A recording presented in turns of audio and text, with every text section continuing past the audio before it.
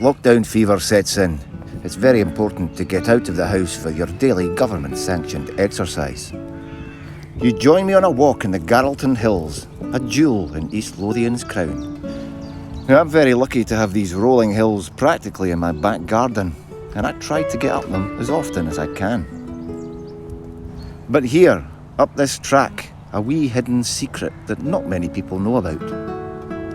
In fact, you could have lived here all your life and never heard the story of the Garalton Golf Gunners.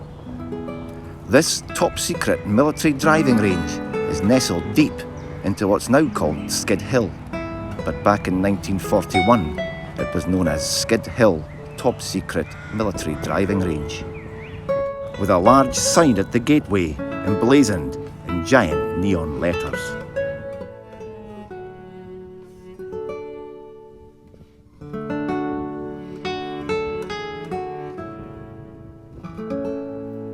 To the untrained eye, it looks like an abandoned quarry.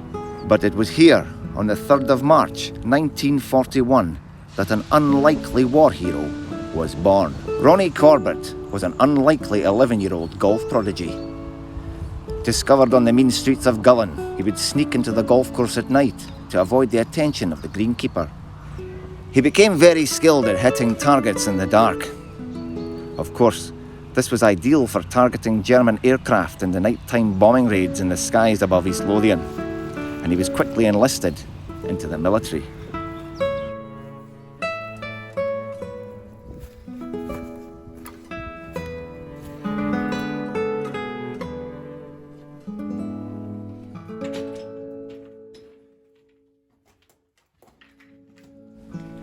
The clubhouse and armouries, now, of course, long abandoned. Fallen victim to vandals, yobos, and the ravages of time.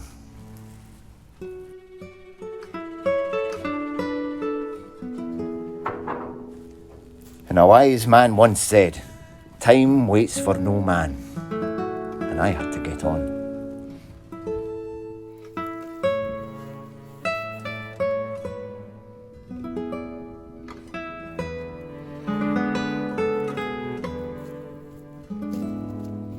It was from this reinforced concrete driving platform on the night of the 3rd of March 1941 that a young Corbett battled German Heinkel bombers in the skies above Haddington. Corbett engaged the enemy with a rapid bombardment of high-powered incendiary golf balls. Evidence of this heroic night can be found to this day, if you know where to look.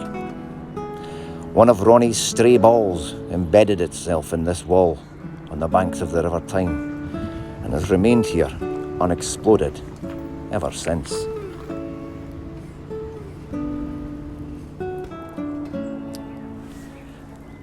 But anyway, it was time for me to get on my way.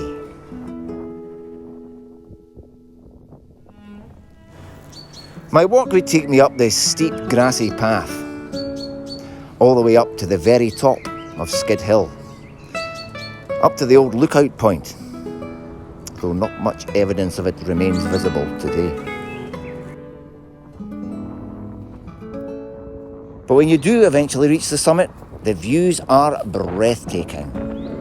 Edinburgh and Arthur's Seat to the west. On a clear day like today, the Forth Bridges come into view.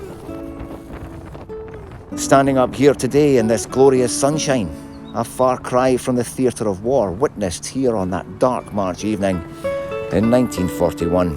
Anyway, it seemed like my 1 hour of government-sanctioned exercise was coming to an end for today, and it was time for me to make my way homewards. I set off down the backside of Skid Hill and across the roof of the old clubhouse.